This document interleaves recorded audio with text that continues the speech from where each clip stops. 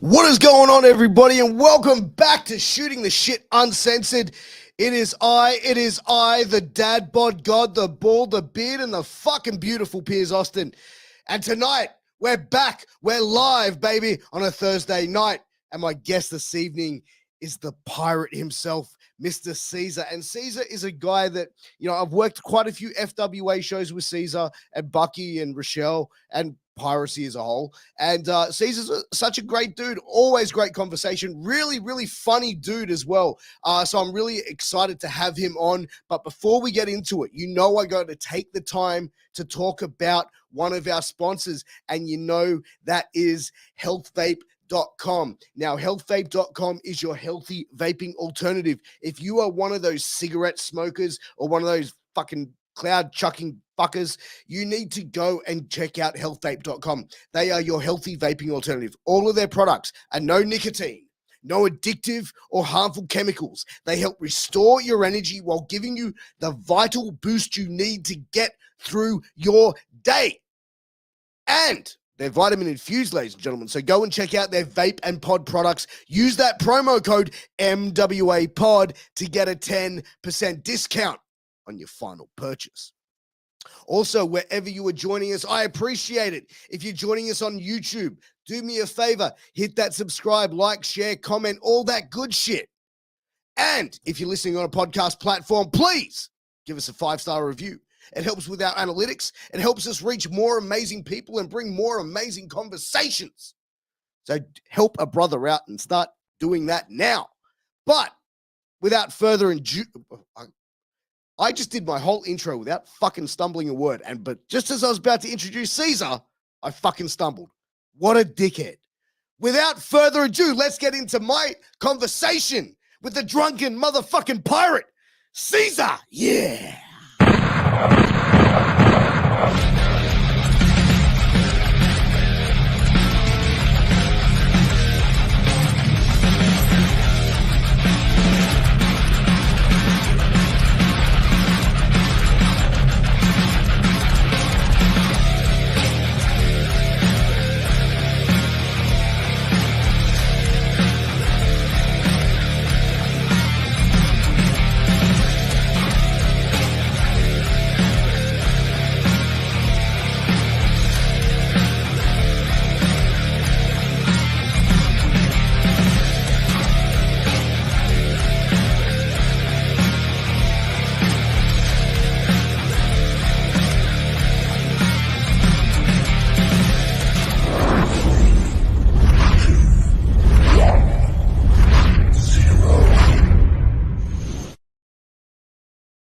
We're live, baby. Welcome. Hola. Cesar.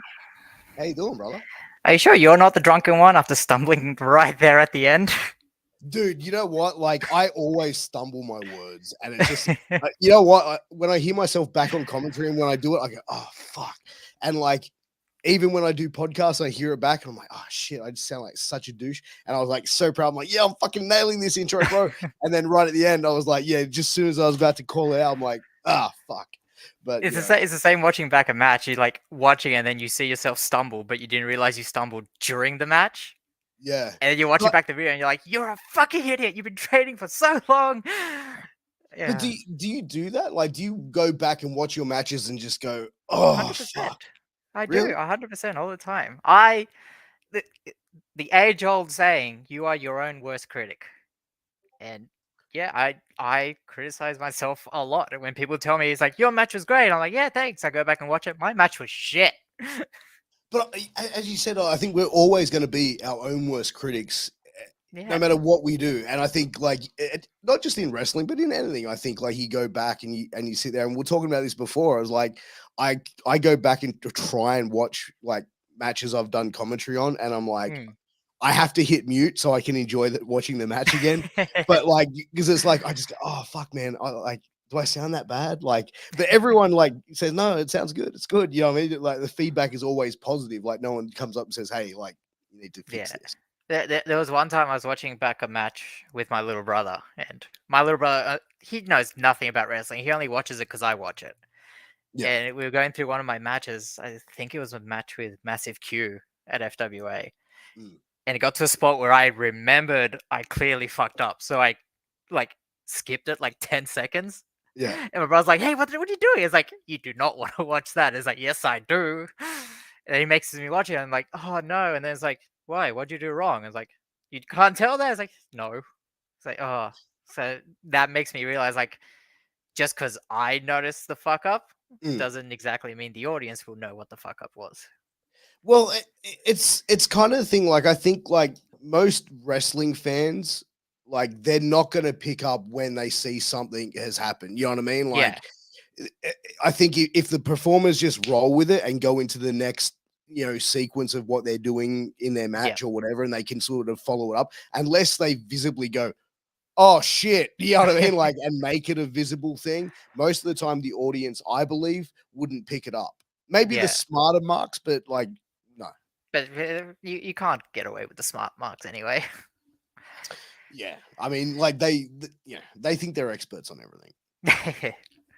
Get them in But the ring. for yourself, man, like you started training at Australian Pro Wrestling Gym, right? Yeah, so we started APWG, but when I started, it was still part of AWF. Mm. And then about a month into it, kind of went their own ways, and then APWG properly started on their own. And geez, that's nearly 10 years ago now. Wow. How did you like starting with AWF? Like, did you train under like TNT? I did maybe 2 of my training sessions with TNT, and Mm, the rest of the time he was training alongside with J Law, right. and J Law was my main trainer. And the 2 sessions that TNT did show up, we did stuff with him, and then Mm. the rest of the time it was J Law, and then the split happened, and it was just J Law full time. How did you find TNT like when you did those couple of training sessions with him as a trainer? Because like, dude's been around for a long time, man, and like there's many different like I think people have like comments about him and stuff like that, Mm, but like personally, I think what he does, like his style of wrestling and stuff, I think he stays in his lane for a majority of it. But yeah. as far as like a trainer goes, how did you feel he was as a trainer? I don't think I had enough training sessions with him to make an opinion, to be honest. Mm, Like, we did 2 sessions, and one of those sessions was hardcore, like literally hitting each other with weapons. Like, there's only so much people can show different styles with that kind of thing. yeah. But yeah, like, I didn't have a problem with him. It wasn't until later that things went downhill, but that's something else. But overall, I'm glad I stuck with APWG and with JLaw.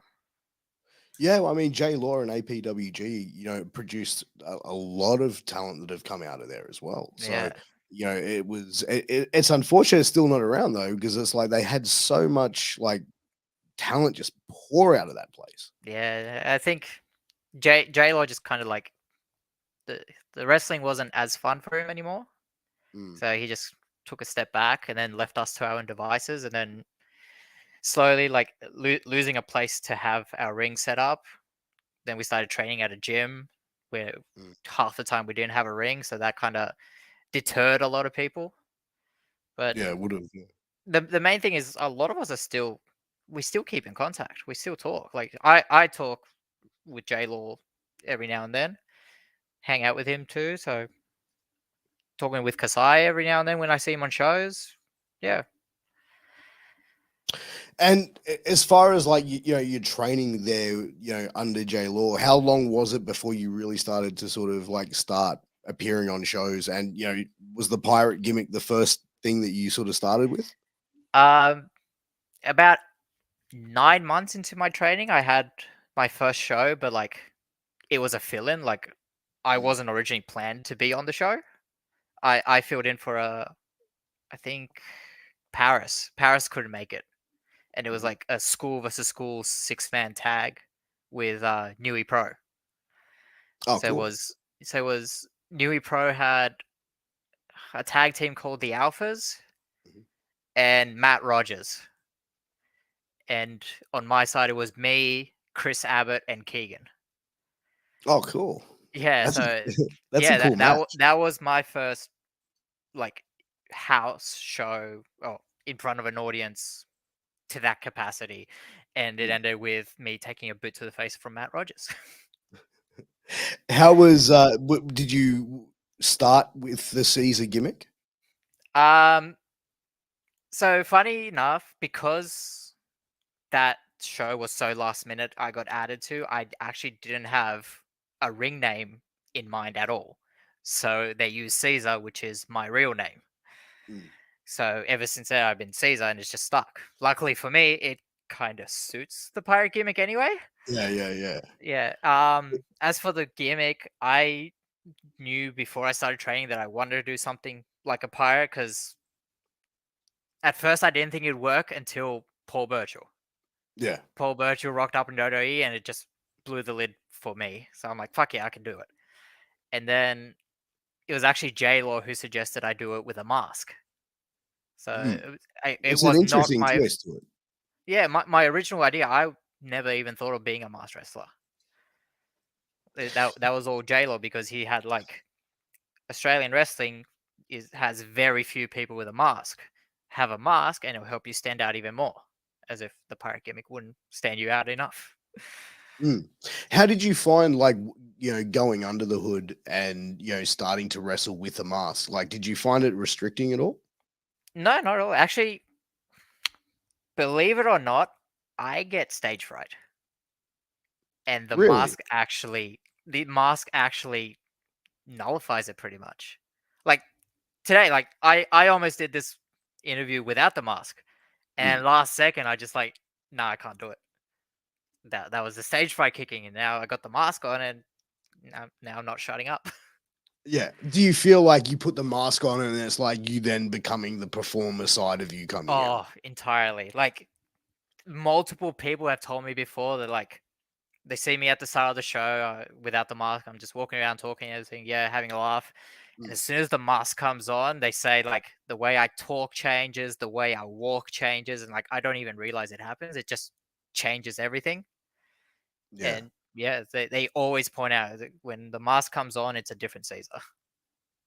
Oh, dude, like it's it's such a fun, like when I had Bucky on, Mm. he told me like he was a pirate before he even got into wrestling, Oh yeah, and like when he he got started, married on a pirate ship. that is some cool shit. Yeah, like I'm jealous of that. I'm tempted to steal that idea. You just got to convince your lady to do it. Yeah, that's it.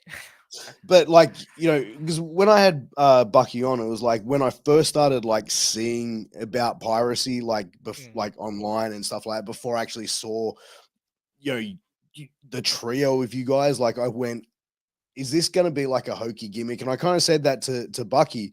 I was yeah, like, but when I saw it live, it's like it's a like that gimmick is cool. It works for what you guys do. And I think it's really good because the crowd gets into it, and it's not just like the kids in a crowd would get into it, but you see the adults as well, because it's like, you guys skirt that line of like entertainment for kids and adults, kind of like Shrek and certain, cartoons and stuff like that. You know what I yeah, mean? Because yeah, you do little things that kids would probably laugh at, but adults go, "Oh yeah, I get the underlining tone in there." yeah. Like it helps because like though we're both pirates, we're both different kinds of pirates. Like Mm. Bucky's the more what you see in like Hollywood and stuff, like the in your face, wants to fight and all that, and I'm the cartoon pirate. Yeah, I just want to entertain, have fun. Like the rum gives me super strength. Like it's all fun. Like and mm, because we are two different versions of the same thing, it helps us bounce off each other, and then yeah, just that energy just spreads onto the crowd, and they just enjoy what we do. Like Bucky said it multiple times, even if we're on the opposite side of the ring to another team who don't really have much of a gimmick, like mm, they're still trying to work themselves out. If we can't bounce off them, me and Buck can bounce off each other and still make the mm. match work. Yeah. But that also, like, I think, because you guys with experience as well could go up against like a younger team coming up that might Definitely. not fully understand their gimmick, or be able to deliver their gimmick to what its full potential can be, where you guys can sort of pick up that area and be like, hey, and get you guys get the reactions that you get. Yeah, like the main thing is like me in wrestling, I understand I will generally always be the smallest guy in the ring. Mm. Like half the time, the referee's bigger than me. So I have to work around that, which I feel like I've been doing pretty all right so Yeah. far. I've Most of my moveset involves me bumping, Yeah. which works great for Bucky. He loves it that he doesn't have to bump. Mm. But even when guys are like normal size, I go for a clothesline, they no sell, and I sell my arm because in a realistic setting, a guy my size wouldn't be able to knock down most people. No. But then that's what leads to the rum. That's why people get so excited when like I reach for the rum and I finally drink it because they know finally Caesar's actually going to hurt someone. Yeah. So like, But that's the cool thing about it though. Like, and as far as you going in there and bumping all around the ring, I feel like that's the kind of way for like a babyface tag team where you've got like a bigger performer versus little performer. You mm, look at like, when X Pac and Kane were tagging, yeah, X Pac would go in there, bump his ass off. Kane would yeah, come in, make the comeback. Same when you'd see like it's kind of like the way that wrestling always works. Like I think if the yeah, big guy gets in there and starts bumping his ass off every night, it kind of loses the yeah, appeal of being a big it man. does. Yeah, like at APWG, um, I met one of my best friends there, James Dean, who wrestled under as Alcova Vice, and we unofficially became the first tag team of APWG.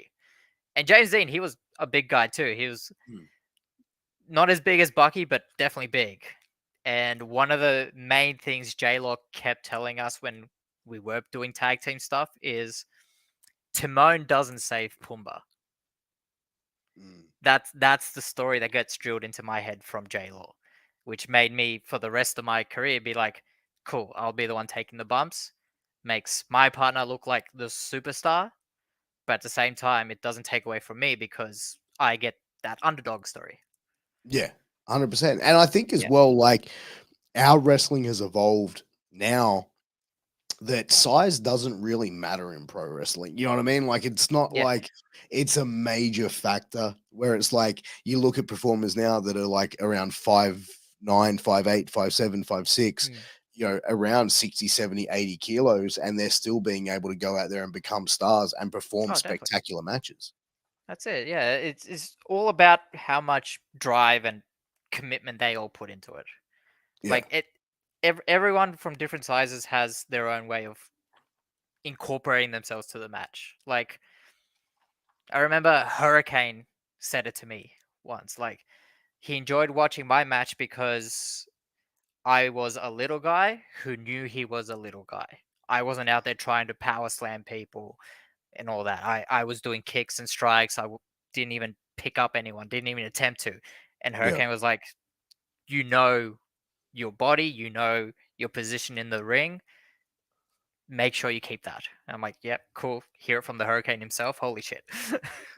And that's the thing, man, with a lot of wrestling that I see from around the world, is you used to see like really smaller performers doing like ridiculous, like a fucking Spanish fly or like you know what I Yeah. mean, something ridiculous on someone who's like 6'6", Yeah. and it's just like, or a spear even, and it's just like, really, you know what I mean? Whereas that's where I really like enjoy about you and Bucky as a team is because Bucky wrestles as a big man. You wrestle Mm, as a little man and you guys tell a story.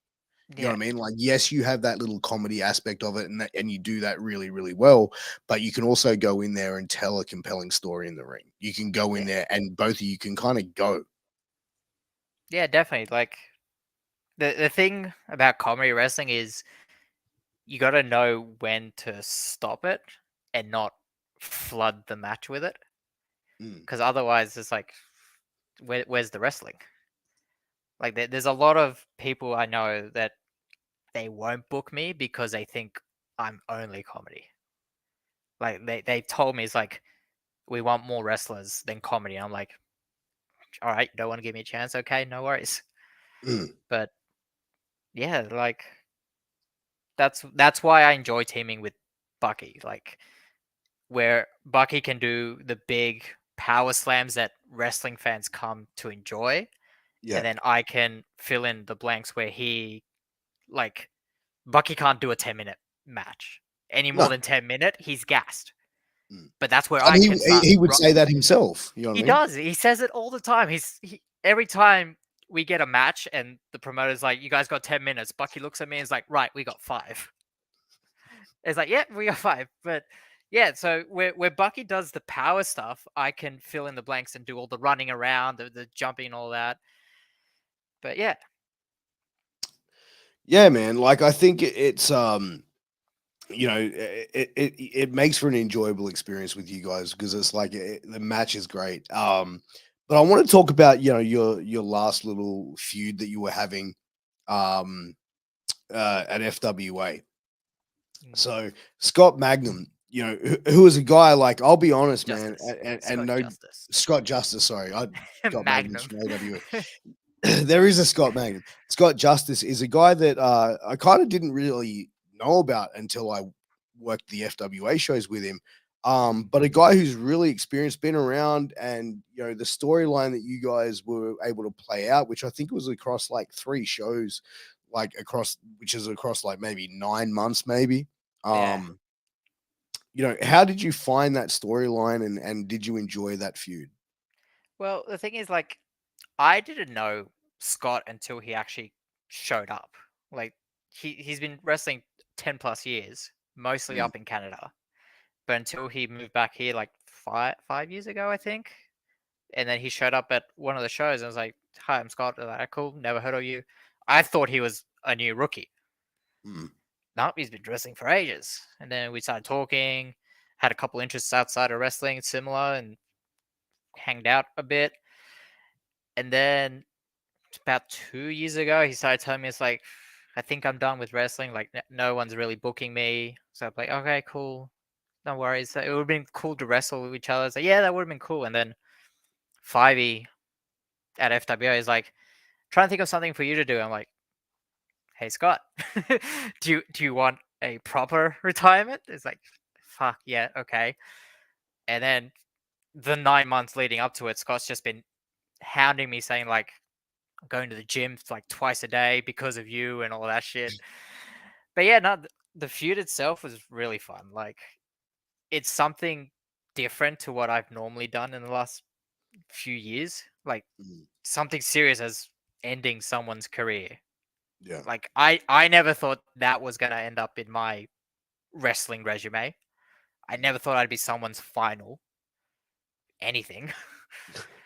Yeah, but But like, it's interesting because like at the show, because I think your match was just before intermission, right? mm, So at intermission, like I went outside just to get a bit of fresh air and to have a cigarette, and I spoke to Scott's like girlfriend, fiance, or wife.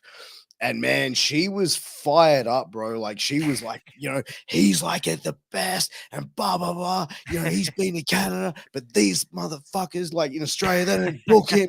And but why is that? And she's like, I'm feeling like she's pressing me for answers, like I'm a promoter or some shit. And I'm just going, look, I don't know. The wrestling business can be a political business. What do you mean? And I'm like, I gotta go. Like, what I mean? Because she was fired up, what I mean? You could see she was passionate about, dude's career. And what I mean? It was an emotional night for a guy to retire, man. So yeah, it um, was. I went up, shook his hand, said, Thank you for the opportunity to let me call your final match. It was great. It was and dude, like I said, the match itself, I think it told a great story in the end.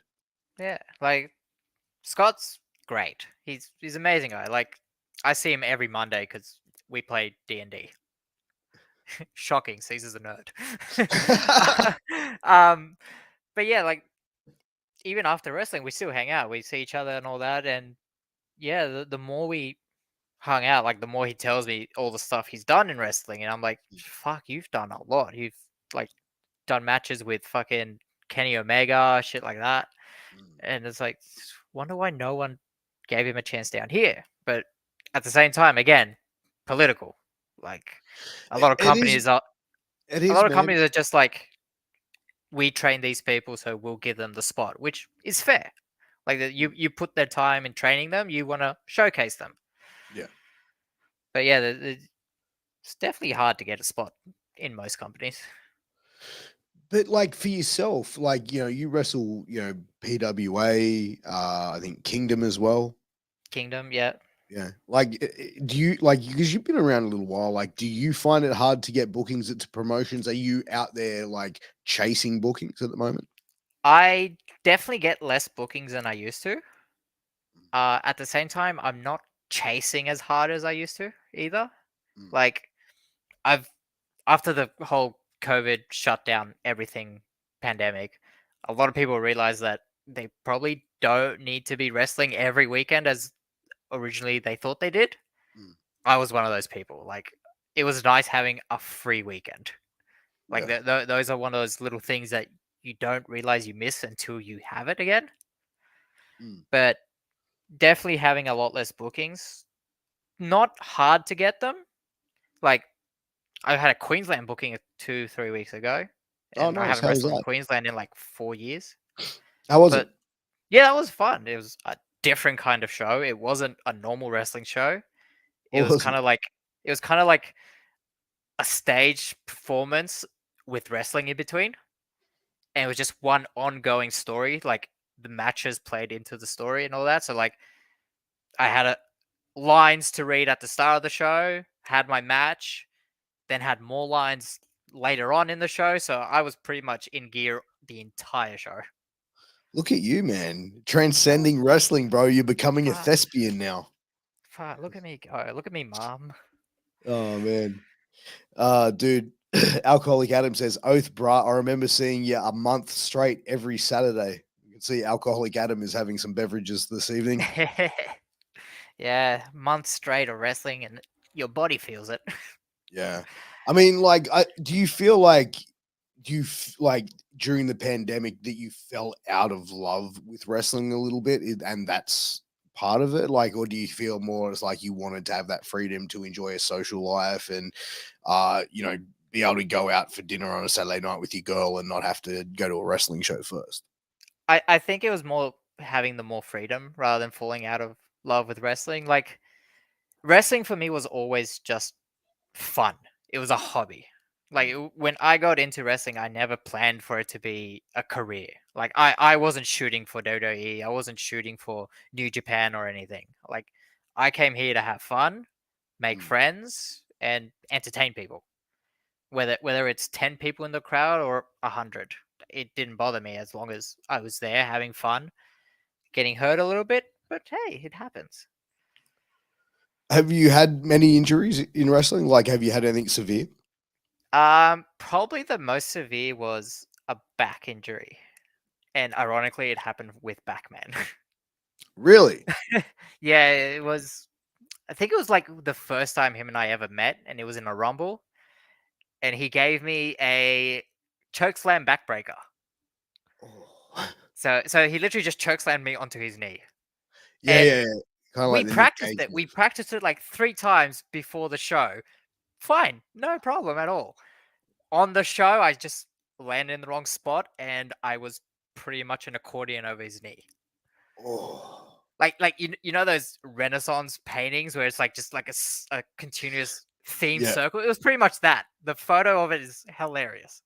dude, I gotta see this photo. You gotta send it to me. I'll find it and I'll send it to you. Yeah, please. But how long were you out with that injury? I was out for about 6 months with that one. Jesus, That was surgery. 6 months of physio. Like nothing broke or dislocated. It was just a very irritated joint in my spine, and that Dude, was that's just six crazy. months of physio. And yeah, Man, I tell you what, back injuries and back like pain, not the tag team, are the worst. But actually back feeling pain yeah, is the worst, man, because it's like that's oh the whole thing that keeps your body like up and yeah. moving. You know what I mean? Def Like, especially, like, severe ones where you feel like, "Am I gonna be able to get up today?" mm. But Like, I you think, you sorry. so, yeah, like, sitting down and then you get up and you feel that pain just course through your back. It's like, "I don't remember that happening. How did I hurt that?" But you know what's funny, dude? For the last like 3, 4 weeks, I've had like this worst back pain, like just under my right shoulder. And it's like I'll have these moments where it'll spasm and I'm just like, oh, Yeah. like I can't breathe. And it's actually funny because I did a podcast with Tyson Gibbs and Zuko a couple weeks back, and I'm sitting there and I'm in sentence like talking, and then I'm just like, yeah, but and Zuko and Gibbs is like, you all right, man? And I'm like, yeah, I'm good. And, Just a and spasm. then I'm good. yeah, and Zuko's like, yeah, you didn't just go flying through a cage a week ago, like, you know what I mean? Like, and I'm just like, and it's funny because it's like he came up to me after that show, and I'm like, oh, my back is really fucking. He goes, I went flying through a fucking steel cage. Don't complain to me about your pain, commentator. And I'm like, oh, shit, sorry. I do that a lot at work because, like, at work they all know I do wrestling, and Yeah, I like Caesar's just start getting frozen. pains, and they're like, "Nah, tough, nah, suck it up, princess." And Yeah. then one of my other coworkers is like getting back pains, and it's like, "Oh, suck it up, princess. I go through a fucking table on the weekend. What'd you do?" And he's just like, "I just slept wrong." It's like, "Yeah, shut up." I always would think like how like not when it's like people get injured and shit, but it's like when they go to the hospital and explaining to the doctor how they got injured, like from pro wrestling, being like, yeah, so I was in a pro wrestling match and this guy with who's about 6'4", who's a pirate, picked me up and fucking slammed me through this table. And it's like, but more along the lines of deathmatch wrestlers, I feel like, yeah, Mm. this guy hit me with a weed whacker, then hit me with like a fucking bunch of light tubes, and then I went flying into thumbtacks. And I would just imagine the doctor's face as this person's describing this shit going, Like, I've been lucky. Like, I've only ever needed to go to hospital once, but that was during training. Like, I didn't even start wrestling yet, and I just took a bad suplex and it dislocated a finger. Like that's probably the only time I've ever gone to hospital for wrestling, and that was before the mask, everything. So I didn't even have to walk in there looking like a pirate. yeah. But just explaining how I took it, they had that look of confusion on their face. But yeah, like, other But than that, I've been lucky. do you feel like people that you know that were non-wrestling fans or fans of the product, like when you told them that you were getting into it, though they kind of looked at you a little bit funny, or like when you meet someone who for the first time is, oh, what do you do on the weekends? Well, I wrestle. Oh, like amateur? No, like what, like WWE? Yeah. Like, how do you get what's the consensus and what's the feeling that you get from people that are non-wrestling fans when you tell them either when you started or that you are a pro wrestler? Do you feel like people look at and go like question it? Hmm. Well, the first one I gotta mention is my parents. Like, growing up through high school and everything, I did no sports. Like, Yeah. I hated sports.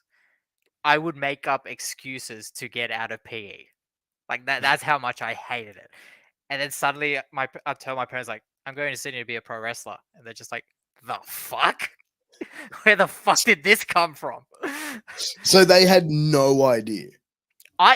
They knew I loved wrestling. Like, I watched it when I was a kid with all my cousins and all that, and we used to wrestle in the lounge room, throw each other onto the couch and everything. But no one actually expected one of us to actually go and do it.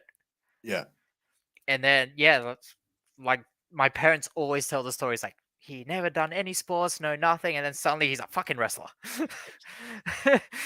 And yeah, like the times my mom comes to shows, she's watching like this, like Yeah. can't even keep a solid look at the show while I'm in there.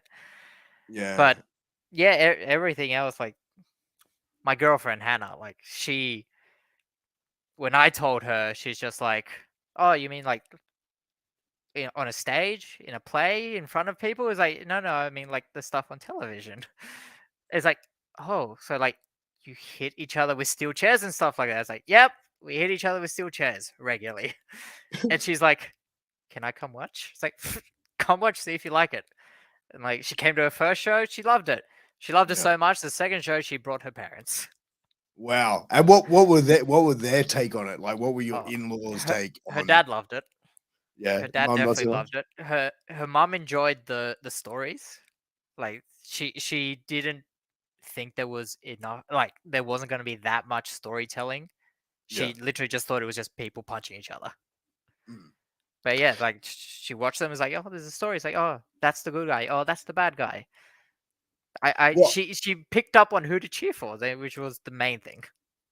I feel like because that's kind of like where people that are non-wrestling fans they go to shows or I take them to a show. Mhm. Like nowadays, they enjoy wrestling much more. Like I've taken friends to shows, that I've been on or whatever, and like I've asked them, "Hey man, what did you think of the show? What did you like? What didn't you like? Who did you like? Who were like, did you like the most? Whatever." And like my best friend who came to an EWA show just never watched wrestling in his life. It was just never his thing. Probably the Ultimate Warrior is the only memory of wrestling that he would have. And Yep. he said to me, he's like, dude, that guy that came out and cut the promo, like, because like my friend, he's like Arabic, like my best mate's Arabic, bro. He's like, cuz this guy came out and all the wog chicks in the crowd, bro, he's just like fucking slaying him, cuz. And it's like, it's the funniest shit because it's all true, bro. He goes, I was fucking going off, man. I go, oh yeah, Yeah. cool, man. You were popping for that shit. He goes, I don't know what that means, bro, but I was fucking like, that was the funniest shit ever. Yeah. No, it's the same. Like you bring someone who hasn't watched it before, and they love it. Like they're expecting all the high bullshit that WWE produces. So like Mm, burning tables, stuff like that, and they're expecting something extreme, and then they come and they start laughing. They enjoy it. It's really good. yeah. I mean, I think there's definitely a difference between like mainstream wrestling and like indie wrestling, which is Yeah. majority what we see. And it's like, I think when indie wrestling tries to be like mainstream wrestling, it is just an epic fail because you're not going to Mm, get the crowd reaction that you really want. You're not going to be, you know what I mean? Like there's certain yeah. things where it's like that goes into like mainstream wrestling, which is the production and the money that produces what it does.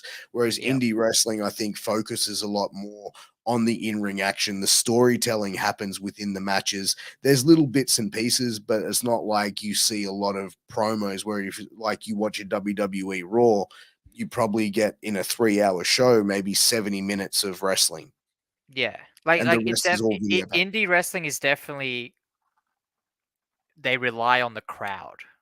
Like the crowd guides us on how Yeah. we do it. Like a lot of people the backstage when the show starts, most of them watch the first match to see what the crowd reacts to.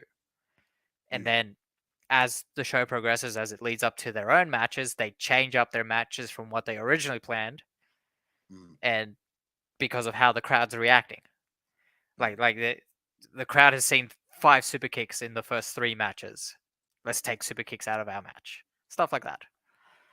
Yeah, man. Like I've seen a few shows where it's like it's clear that like they're not really like other people aren't watching what's happening on the show because it's Mm. like I've worked a show before and it's like 3 matches. It's like all had ankle locks and cannonballs. You know what I mean? Like Yeah. it's hard to get excited third match in and to put it out. You know what I mean? Because it's like a lot of the time the crowd. I don't know if the crowd would even pick much up on that though. Like at an indie show. They don't usually. I think that's just the wrestlers like personal things like Yeah. they've done so many super kicks, let's change it up. Hi, housemate. Well, welcome to shooting the shit uncensored. Uh, Welcome Aspen. yeah, exactly, man. But as far as like you said you got into wrestling. It Like was never what like a major. What was that? So all I heard is cameo Steve from Jobs. Aspen. All right, there you go. But for yourself, like you said, like it was to get in, have a bit of fun, make some friends. Mm. If I was to put like a timeline, for you in wrestling, how long do you see yourself doing this? Maximum maybe another 5 years. Mhm. I've been thinking lately. I have been thinking about it more often. Like there was a running joke when I first started training, and J Law sat everyone down, and it's like, what made you want to become a wrestler, and what do you want to accomplish in wrestling? And as a joke, I said, I watched someone get put through a table and I want to accomplish getting put through a table. Like, as a joke, I said that. And ever since then, it's just been a running joke in APWG that when Cesar goes through a table, that's it, he retires. And for 10 years, everyone in APWG has specifically tried to stop me going through a table. And then in the last 3 months, I've gone through 2 tables. So, there was a post at All Stars when Otis put me through the table, Mm. and they posted it saying that Cesar, that I went to hospital and all that stuff. The first person who messages me is J Law and going, "Are you done? Is this it? Are you seriously done?" I'm like, "No, it's just the story." I think that that's funny when you can actually almost work people in the Yeah, business and like they go, oh shit, like is this yeah, done? Like, you know what I mean, or something like that, or it's like, oh, they really feel that way. yeah. Um, We've made the joke of me going through a table. I'm done so much that it's just engraved into people's heads. is there any real spots that you look at that like in wrestling now that you go no fucking way in the world, or any like certain things in wrestling, like like deathmatch wrestling has kind of been Oh, like a definitely. craze in the last couple of years. I probably would never do a death match Mm. itself. I'm not a fan of those stuff. Like, I definitely don't want to bump on thumbtacks. Yeah. That looks like it sucks. Um, there there was a spot once because that storyline Piracy with Massive Q at FWA. Mm. It was going to finish with the handicap Q versus us three in a hardcore match, and there was going to be a spot where Q brings up thumbtacks, and I'm like, let's do that, but how about we tease it that you're going to slam three of us, like Yeah. you're going to try and slam me first. Rochelle saves me. You're going to slam Rochelle. Bucky saves Rochelle. Then you and Bucky go back and forth, and you're about to slam Bucky, but I've grabbed a broom and just broomed the thumbtacks out. That's awesome. I like that. That's my idea for the spot. That way, the thumbtacks get introduced, but no one needs to bump on them. But do you feel like then the crowd would feel fucking slighted? Like, because Probably, that's but at the you know what I same mean? Because like time, they're not if the ones bumping on it.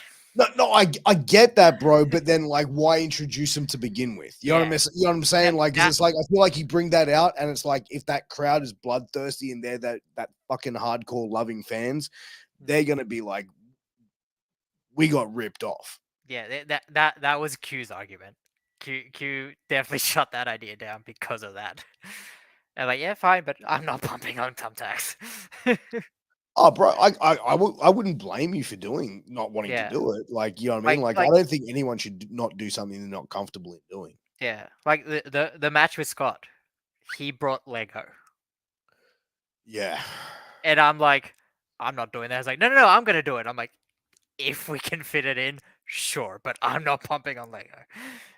We did end up fitting it in, obviously, but That's the thing, man. When I've seen Lego come out, bro, like in wrestling matches, like that to me makes me just go, "Mm." yeah, Because like, like bro, it. I've got 3 kids, Mhm. 6, 4, and 18 months, and I have that much Lego in my house, bro. Like it's everywhere, and I've stepped on so many Lego pieces and screamed "motherfucker" at 2 o'clock in the morning, like more times than I can tell you. Look, same. I've got a shitload of Lego. Like I've got all these collectibles. But yeah, like every time anyone mentions Lego Spot to me, my brain doesn't think about bumping them. My brain thinks, oh, the spot is we're gonna sit down, build something, and hit each other with it. Yeah, yeah. That's where my brain goes when it comes to Lego spots. Bumping on them? but Fuck no. but you know what? Like I think like it is one of those things where it's like this is my take with wrestling and weapons. If you can introduce something where the audience can understand that pain, Hmm. whereas like most people who watch wrestling have had, I don't know, like would know something about Legos or stepped on a Lego Yeah. once in their life. And they know how much that fucking sucks. And to think, oh shit, landing on that. Whereas I think like if you have something like ridiculous, like to me, like I see light tubes getting smashed over people's heads. Like most people don't know the feeling Don't of know having a that. light tube smashed Yeah. over their head. You know what I mean? Yeah, So definitely. I feel that gets taken away a bit. Yeah, for sure. Like that's why it also depends on your gimmick too. Like I Mm. bring out that stupid mallet all the time. Yeah. No one knows what that feels like, but it works with the gimmick. Like even though people know it probably doesn't hurt, I swing it and they all lose their minds. Mm. It, But it, I it's think just that thing, it's more of a visual though, and it's yeah, like part of the definitely. gimmick. Yeah, that's what I mean. So like you'll never see me coming out with like light tubes and stuff like that. Like I think the most ridiculous weapon I've used a weed whacker. Oh, what? All right. First of all, you're like, yeah, bro. I'm not doing death matches. I'm not a death match fan. Oh, the most ridiculous weapon I've used in a match: a weed whacker. Come on, man. I never said anyone got hit with it. I just chased them around with it. Was it going like operate? Like Yeah, obviously. yeah, it was operational. Yeah, we just took the thread out just in case I got too close. Oh, that's fucking hilarious. Yeah, but Which yeah, no, promotion let you fucking come out with a weed whacker? no, it was under the ring. Like, it was the All Star hardcore tag match. Me and Hell Yeah versus Otis and Morgan Rose. Oh, And that's brilliant. it was a spot where like they were beating down Hell Yeah, and then I've vanished under the ring, and then suddenly you just hear the weed whacker vroom, vroom from under the ring, and everyone just stops. Like, what the fuck is happening? Yeah. And I just pop out. I'm just like, ah! And everyone's Oh, just, oh, it was pretty good. that is like that's all right. That's a good way to do it. Like I'm thinking when you said weed whacker, you came out and just started like straight fucking Oh blitzing God, motherfuckers out. no, I'm friends with these people. Yeah, yeah, yeah. No, I know. Yeah, but like, yeah, the spot was pretty much like I chased Morgan Rose around the ring like twice, and then he ran into a steel chair from Hell Yeah, and that was the spot. How did the Then crowd react to the they weed loved whacker? it. Like they the closer I got to Morgan with the weed whacker, the louder they got. And I'm like, oh no, these guys want to murder. Because that's the thing, man. I think with wrestling fans, like, and it doesn't really matter the show. Like, I think if you up the level of violence, they're gonna get more and more hype for that shit. And it's like the more, as you said, like they wanted to see some guy get murked with a weed whacker. Yeah, like it's hard. Like that. That's also one of the things that terrifies me about death matches. Like they'll always expect something bigger. Mm. When you've done that one spot that you were worried about and they've reacted, then you know it's like, oh shit, now we got to do something bigger next time. Yeah, And and it's got to that's be something more wild and ridiculous. yeah, I give a lot of respect to the people that do it because it's like 100%. fuck, man. Like, Yeah, when I was a kid, I used to sit there and love that shit. Like, I I I was enamored with it. I think that out of the three of us, Rochelle does death matches, and I'm I like, don't think she's kid, done you're one, has she?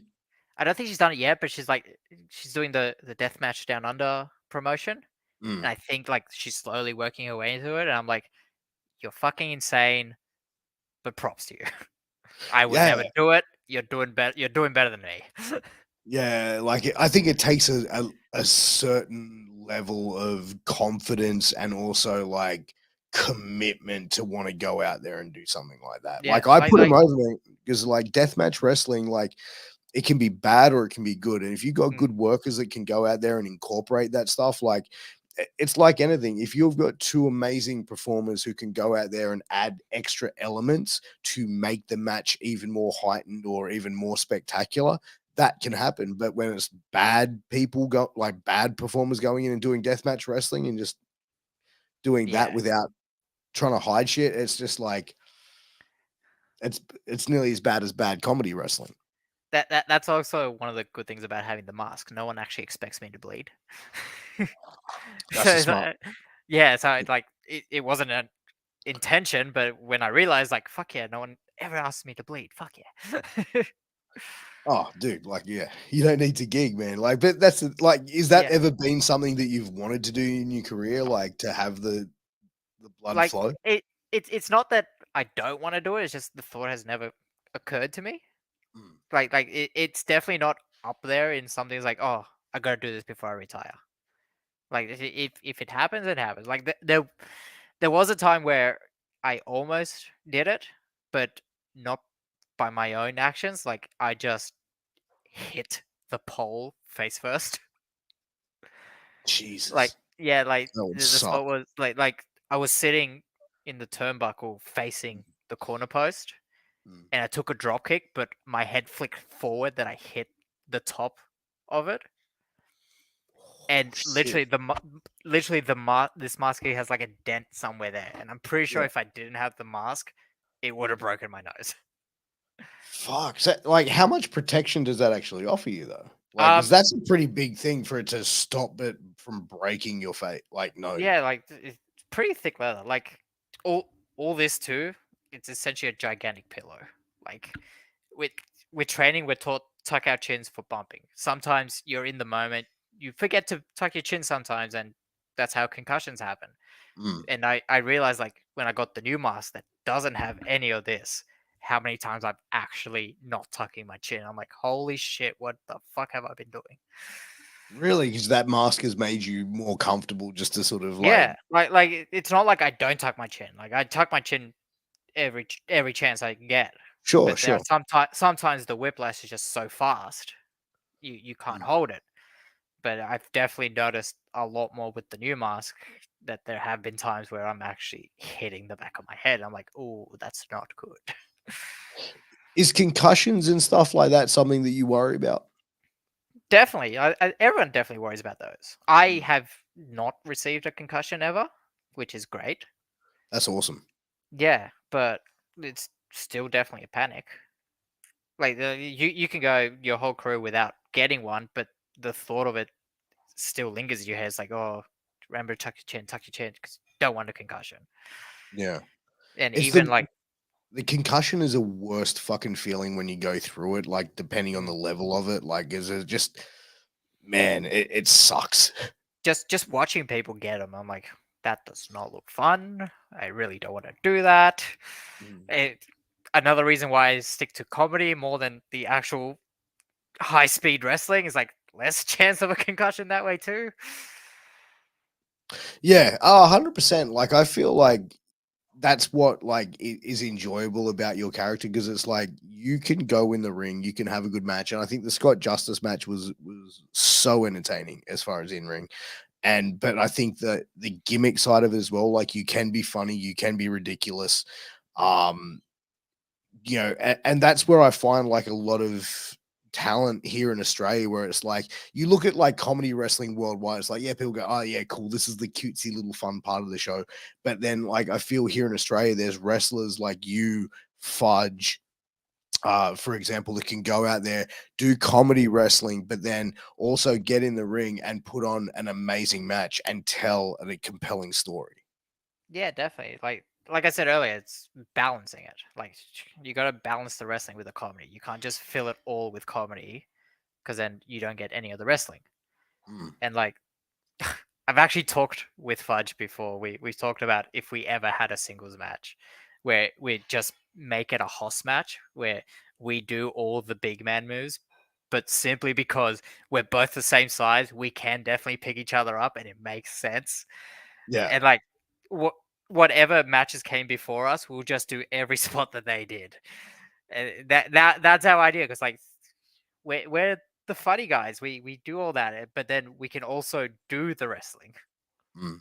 I think that would be cool because, like, you do like the big power moves, like two guys your size, Yeah, and it would be like, you know what I mean? Depending on the intensity that when you went out of it, you could do it as like as something as a funny, fun match, or you could even go out there and just do something really intensely, like Battle of Australian Masks or whatever the fuck. You know what I mean? Like, make yeah. it something spectacular. And I think both of you guys can go in the ring with it. So I think there's both different avenues you could take that if you wanted to do it. Fudge is definitely someone I want. Oh, would love to have a match with. That would be fun. Mm. That's where I think like a lot of the fans, I think when they look at someone like a Fudge, like, yeah, I don't think they really appreciate how good of an actual worker he is. No, definitely. Like I have been told a lot of times it's like, Caesar, you can actually wrestle. Why are you doing so much comedy? And I'm Mm, like, because it's fun. I yeah. I I'm not here to gas myself out. I'm not here to do 20 flips. I'm here to entertain the crowd. Mm, They get enough flips from most of the other people on the show. They get enough power moves from other people. I bring the story. I bring the fun. No, mm, not that anyone else isn't fun. They're like people get fun from watching 20 flips. People get fun from watching power bomb after power bomb after power bomb. I bring a different kind of fun. mm. I agree, and I think that that's what wrestling is. The best to be is like a buffet. Mm. or you know what I mean, like you where you've got like a little bit of everything to appease different members of the audience, because like wrestling is so subjective, where it's like what one person likes, the other person might like something else, and that's what's so cool about wrestling, is because it is so subjective. Yeah, like I went to a training session once, and we were doing lucha, Mm. and people were going in there. They're taking 2, 3 goes to hit this one move. I go in, hit it on my second go, and the trainer like looks at me. Is like, "Why the fuck don't you do lucha stuff? You're really good at it." I'm like, and that I point to like the other people training. Is like, he does lucha, he does lucha, she does lucha, she does lucha. Everyone does lucha, so why should I do lucha as well? It's just a repeat. So I stick to the comedy. If I can, I'll throw in lucha into the comedy. Mm. Like my kip up spot. There's the spot where you take the wrist lock, you go down, and then you kip up from the wrist lock. Yeah. Everyone does that. But when I do it, I fail my kip up, I fail my kip up, and then I call the ref over. So I got 2 people holding my hands, and then I kip up. Yeah. And everyone loses their minds because I kip up and I was like, yay, I did it. But I think that as well as like to be able to do something like that and laugh at yourself takes a lot of courage. Whereas I think a lot of people probably wouldn't want to put themselves in that situation. But when you can embrace it, that's when the crowd gets in on it. And it's like the crowd's not laughing at you, they're laughing with you on it, because you get Yeah. up going like, yeah. Like again, the mask. Like if I Mm. wasn't wearing the mask, I probably wouldn't be doing 80% of the shit I do. Like Yeah. I get stage fright and I get embarrassed easy. I do. Has anyone ever pitched you to like lose the mask? No. No. No one has pitched me to lose the mask, but the mask has regularly fallen off mid-match, and Really? that's been annoying. Like the when Scott Justice attacked us in the first at the beginning of the whole rivalry in the tag match, Mm. um, he ripped my mask off. Yeah. That wasn't planned, but it Oh, was just really? yeah, that was in the moment. Like we had a spot with a bottle, but the bottle broke before he got into the ring. So he's like, "What's the next dickish thing?" Like as soon as I heard that bottle break, my brain was like, "He's probably gonna come and rip my mask off." It's like, "Yep, he came and ripped my mask off. Cool. I'll lie here covering my face. That's no worries." Then he decides to pick me up from his finisher again without my mask, and I was so focused on covering my face that I didn't take the bump properly, and that Oh. messed up my back. But that was my fear, my personal fear of being seen. Mm. But yeah, like yeah, it happens. Do you feel like like we talked about it, like you putting the mask on and you becoming, you know what I mean, that character.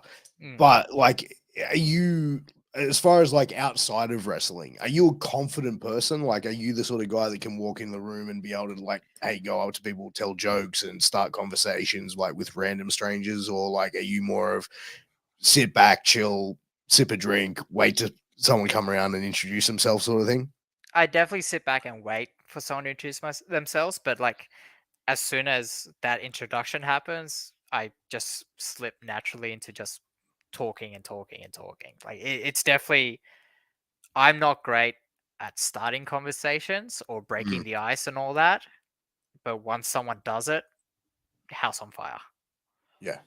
And I think that like that's the thing, like where as far as like a personality goes, like you seem like when I first met you, like you seem like a pretty quiet, shy guy. And then as like the more I spoke with you, like the more of your personality I got to see, and Yeah, like got to have like these pretty fun conversations before and after shows, you know what I mean? So I could kind of sort of sense that from after you've I explained it, like, it sort of makes a lot of sense to me now. yeah, I have this weird like self fear where like I don't know how much of myself to give to different people.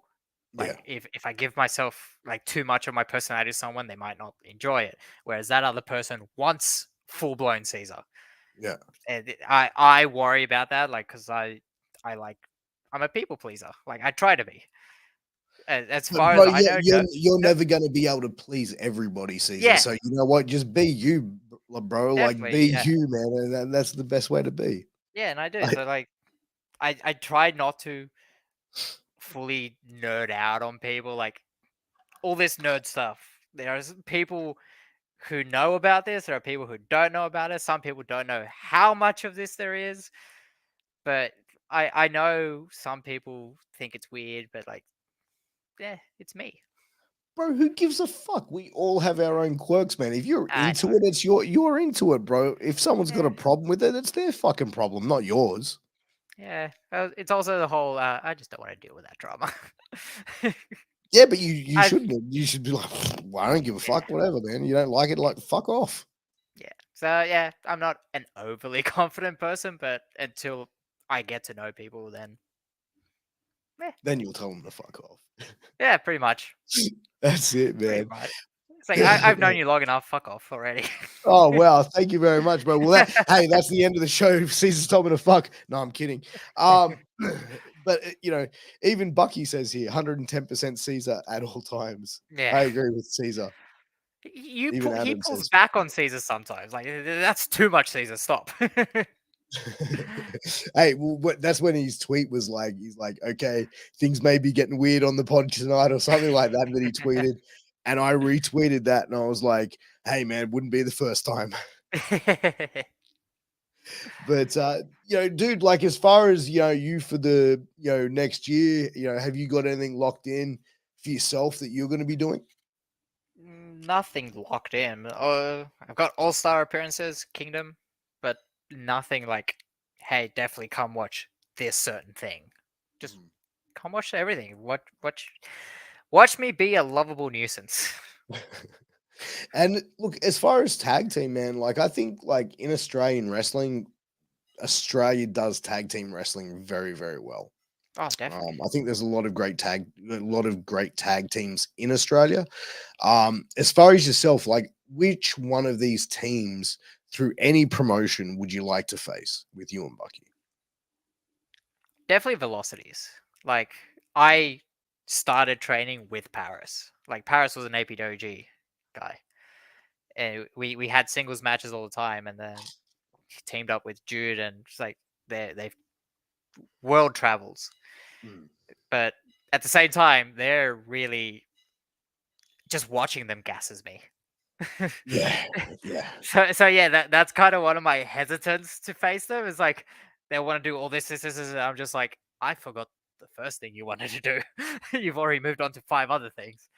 Um, yeah, velocity. I do want to face back pain because I'm a sucker for the big guys throwing me around because it's just fun. And like we can even do the trios where they got um Jesse. Yeah, yeah. Yeah, That'd Jesse be and cool. Rochelle can do stuff. So, but That'd be yeah, really cool. nations maybe. I definitely want to match with Moretti. That would be fun. Oh yeah. He's such Yeah. a fun performer as well. Like he's another guy that I love watching. I just want to know what our 2 gimmicks can do together. That's my main question. That to me would be an interesting thing. I think someone needs to book that shit, please. Let's talk But to yeah, Fivey. Let's not talk him into yeah, 5 do it. 5-8. it. Suck my way out to Fivey, him. book it, book it. But it is that time of the show, ladies and gentlemen. It is time for 60 seconds with Piers. How this is going to play out. I've got a bunch of questions I'm going to fire off at Cesar. He's got 60 seconds to answer as many as he can. Cesar, are you ready for me to start the clock, bro? Ready as I'll ever be. All right, starting off. Name a gross meal combo that you like that no one else does. Anything with mayonnaise, So you have mayonnaise on everything. pretty much. Awesome. Which wrestler would you love to go out drinking with? Probably Moretti. Snapchat or TikTok? TikTok. Master Chef or My Kitchen Rules? MasterChef. Okay, you have 24 hours to spend $2 million. How are you spending it? Probably pay off my parents' mortgage, and then all their money they can spoil me because they don't have a mortgage to pay off anymore. You are auditioning for Australian Idol. What song do you sing?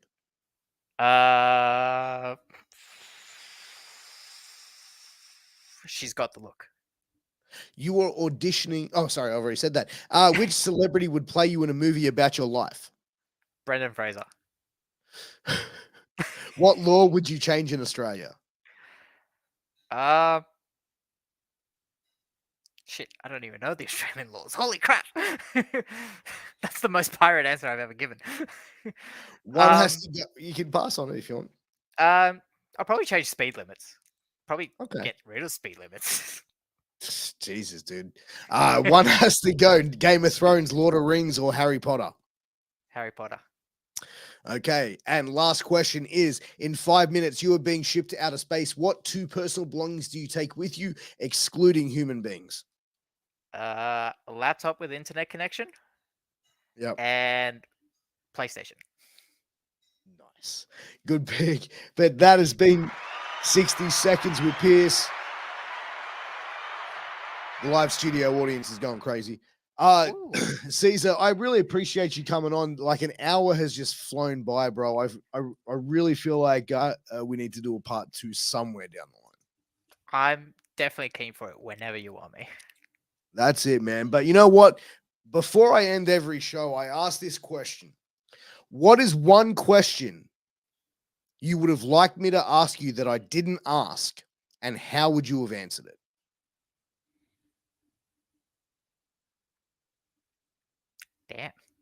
Damn.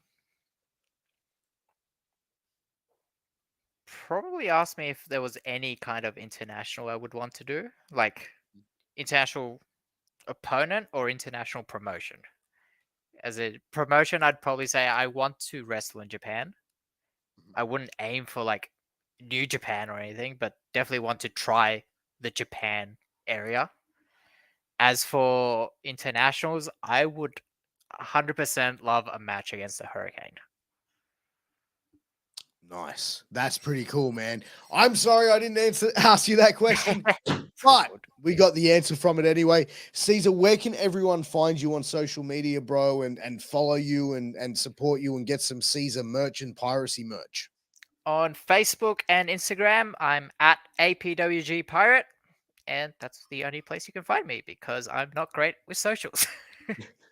Well, there you go. Make sure you get out there, follow Cesar. If you see him at a show, go up, say hello, get an autograph, get a photo, get some merch.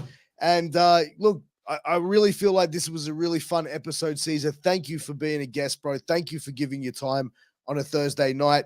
For everyone, thank you for tuning in. Thank you for listening. We'll see you again very, very soon. We got to have some great episodes dropping all the way through Christmas, all the way through New Year's. You know I don't miss a fucking week, so stay tuned to our social medias and make sure you tap in and tap the links and tap in. There, I'm done. Thank you, Cesar. We'll see you again next week. Peace.